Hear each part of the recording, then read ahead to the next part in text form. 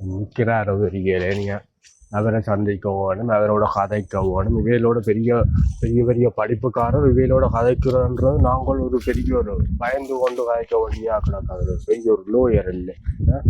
அதால தான் இன்றைக்கு இவ்வளோ வேலை செய்து கொண்டிருக்கீங்கன்னா கேட்கப்படுற ஆக்கள் இல்லைன்ற மாதிரி. நாங்கள் எவ்வளோ விஷயத்தை நாங்கள் எவ்வளோ காலமாக இந்த கட்சியில் இருந்து கொண்டு இந்த கட்சியை பலப்படுத்துறதுக்காக மக்கள்கிட்ட ஒரு நம்பிக்கையை கொண்டு வர்றதுக்காக மக்கள்கிட்ட இதுகளை செய்கிறதுக்காக நாங்கள் வர்ற பாடு இருக்குது. ஆனால் இன்றைக்கு நேற்று இப்போ நின்று கொண்டு எவ்வளோ ஆட்டம் ஆடிக்கொண்டிருக்கணும். அவன் என்ன கிரிமினல் புத்திகளை வச்சு இதுதான் கட்சி ஆஃபீஸ் என்ன. சார் ஆமாம். யார் நீங்கள்? நான் கதைக்கோணம் வந்து நிற்கிறேன்.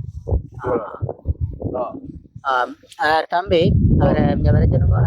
வாங்க, நீங்கள் என்ன சம்பந்தமா? நான் உங்களோட கதைக்க வேணும். என்னன்னு சொன்னா நாங்கள் எங்களோட அண்ணன் பிரச்சனை சம்பந்தமா உங்களோட கதைக்க வேணும். ஆமாம், சொல்லுங்க. வாங்க.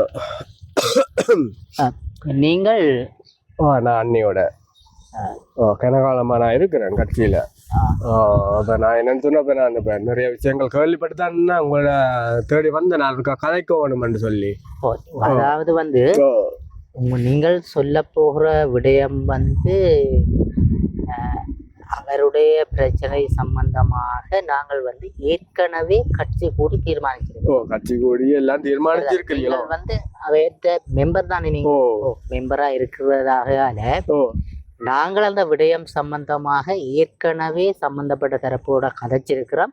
அது சம்பந்தமா கடிதத்தையும் நாங்கள் கோரியிருக்கிறோம். அதுதான் இப்ப நீங்கள் இப்ப கட்சியில எங்கட அந்நியர் கட்சியில இருந்து தூக்கிய வழியில விட வேணும்ன்ற மாதிரி அடுத்தது பாராளுமன்ற உறுப்பினராக அவர் இருக்கிறார். அப்ப அவர் நீங்கள் பாராளுமன்ற உறுப்பினர் இல்ல. அப்ப நீங்கள் அந்த ஒரு ஈகோ பிரச்சனைகளுக்காக அவரோட உங்களுக்கு சட்டத்திறனியா இருக்கிறோம். அது தெரியும் எங்களுக்கு. நாங்கள் சில விடயங்களை அணுகிற விதங்கள் வேற மாதிரி இருக்கும். நாங்கள் கட்சிய ஒரு முற்போக்காக மீண்டும் அந்த பிரச்சனைகள் நிகழாம ஒரு கட்டுக்கோப்பாக ஒரு இறுக்கமாக கொண்டு வர வேணும் என்பதுதான் எங்களுடைய நிலைப்பாடு. எங்களுடைய நிலைப்பாட்டிலிருந்து நாங்கள் ஒருபோதும் விலக போவதும் இல்லை. அது நாங்கள் கட்சிக்கு செய்கிற துரோகம் என்று நாங்கள் நிச்சயமா இப்ப நீங்க சொல்றது சரி. இருந்தாலும் எங்கட அண்ணையை பொறுத்த வரைக்கும் அண்ணன் இந்த கட்சியில இந்த கட்சிக்காக படாத பாடுபட்டு உழைச்சி இந்த ஜனங்கள்கிட்ட ஒரு சரியான ஒரு நம்பிக்கையை பெற்று ஒரு நம்பிக்கைக்குரிய ஒரு ஆளா இருக்கிறாரு எங்கட அண்ணன். கட்சியின் வளர்ச்சியில அன்னைக்கும் பெரும் பங்குன்றது இருக்குது. இல்ல நான் அதை மறக்க இல்லை. ஆனா கட்சி ரீதியாக சொல்லப்படுகிற அந்த கொள்கைகளுக்கு முரணாக அவர்கள் செயல்படுகிற பொழுது அந்த விடயத்தை நாங்கள் சரியாக பார்க்கிறோம். அதை பார்த்தா தான் நாங்கள் அவர்களை ஒரு ஒழுக்கத்துக்குள் கொண்டு வந்துட்டோம். வளர்ந்து வருகிறவர்களும் இதே போல பிரச்சனைகளுக்கு அவர்கள் முகம் கொடுக்கலாம். இப்ப ஏற்கனவே இவ்வாறான பிரச்சனைகள் இடம்பெற்ற போது நாங்கள் இது சம்பந்தமான கடிதங்களை கோரி இருக்கிறோம். அது சம்பந்தமா தான் நாங்கள் அவர் செக்ரட்டரியோட இப்ப இருக்கிற பதில் தலைவரோட கதைச்சு ஒன்று இருக்கிறேன். அப்ப அவரும் சொல்லியிருக்கிறார் சொன்ன இது சம்பந்தப்பட்ட ஒரு கடிதத்தை அவர்களுங்களே தர வேணும். அதாவது என்னத்துக்காக அவர் போய் அந்த அதிகாரியை சந்தித்தார், என்னத்திற்காக அவர் இன்னொரு தடவை கூட்டிக் கொண்டு போனவர் என்று என்ன கூட்டிக் கொண்டு போனோம். நாங்கள் ஏற்கனவே கட்சியில இருந்து விலத்தவில்லை. அதான் நாங்களா கொண்டு வந்த ஒரு தவிசாளர் இன்னொரு உயர் அதிகாரிய பல தேவைகள் நிமித்தம் சந்திச்சிருக்கலாம், நிறைய விடயங்கள் காய்ச்சிருக்கலாம், போயிருக்கலாம். கட்சி தலைமை எங்களோட அவர் அதை பற்றி கலந்தாலோசிக்க வேணும். அதை பற்றி எங்கள்கிட்ட சில விடயங்களை கேட்டிருக்கோம். தன்னிச்சையா அதை செய்கிறார் என்று சொல்லிக்கல நாங்கள் நிச்சயமா இருக்காது. அது மேலும் மேலும் அது கட்சியோட சேரக்கூடிய ஒரு பல விடயங்களா கூட இருக்கலாம். அங்க பேசப்பட்ட விடயங்கள் தலைமைக்கு தெரியாமல் அவர் செய்த விடயம் அதாவது அந்த விடயத்தை தெளிவுபடுத்த சொல்லித்தான் நான் கேட்டேன். அதுதான் நீங்க அதை தெளிவுபடுத்தணும் என்று சொல்றீர்கள்.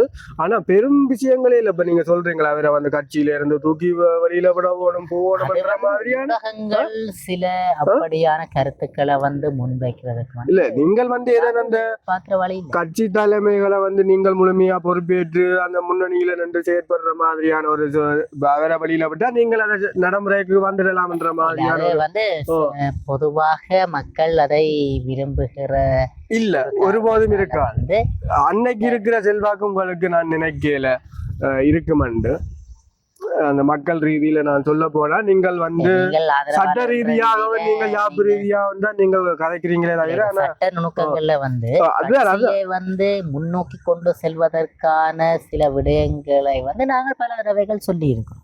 அந்த விடயத்திலே அவர்கள் போதுமானதாக ஒரு நிலைப்பாட்டை அவர்கள் கொண்டுராத நிலையிலே நாங்கள் அது சம்பந்தமான ஒழுக்காற்று நடவடிக்கைகள் எடுப்பதற்கு அது கட்சி தலைமையகம் பதில் தலைவர் கூட அன்றைக்கு அதை பற்றி பேசியிருந்தார்.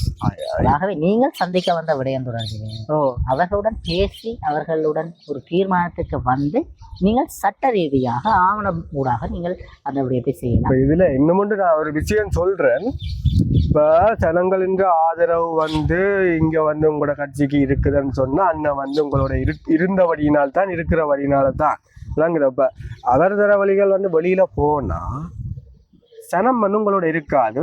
நீங்கள் பிறகு உங்களோட வேலை முடிஞ்சாண்டு நீங்கள் ஒரு பக்கம் போடுவீர்கள். சட்ட பையை கொண்டு நீங்கள் போடுவீங்க. இந்த முறையும் பலரை பாராளுமன்றத்துக்கு அனுப்பியிருக்கிறார்கள். அந்த அடிப்படையில் அனுப்பியிருக்கிறா எனக்கு தெரியாது. எனக்கு வந்த வேலை முடிஞ்சாண்டு போட்டு நீங்கள் போடுவீங்க. அப்படி இல்லை. ஆனால் நீங்கள் பேசுவது நீங்கள் அவருக்கு வெறுமனே நீங்கள் ஆதரவு வழங்கி கொண்டு பேசுவார்கள். கட்சியின் நிலைப்பாட்டை பாருங்க. அந்த நிலைப்பாட்டாகத்தான் அதை கொண்டு செல்ல இல்ல நான் கட்சியின் நிலைப்பாட்டை வந்து இன்னும் நல்ல ஒரு ஸ்ட்ராங்கா கொண்டு வரணும்ன்றதுக்காக சரியா இன்னும் ஒரு நல்ல ஒரு கட்சியை வந்து ஒரு நல்ல ஒரு மக்கள் சொன்னா எனக்கு இப்போ வடமராஜரோட மீட்டிங் இருக்கு. நான் வெளிக்கிட போறேன். என் போன் நம்பர் உங்கள்ட்ட இருக்குன்னு நினைக்கிறேன். நீங்கள் அவரோட உங்களோட அண்ணையோ அவரோட கதைச்சு போட்டு நீங்கள் அவரோடாக வந்து எங்களுக்கு ஒரு லெட்டரை தாங்க. லெட்டரை தந்துட்டு இந்த நடவடிக்கை அதாவது அந்த சந்தித்தமை தொடர்பான ஒரு சரியான விளக்கத்தை கோருறதுக்கானத ஒரு அழைப்பு தான் இது. நீங்க அதை சரியா நீங்கள் சொல்லுவீங்களாக இருந்தால் நீங்கள் தொடர்ந்து உங்களுக்கு அந்த ஒரு உரிமை இருக்கு.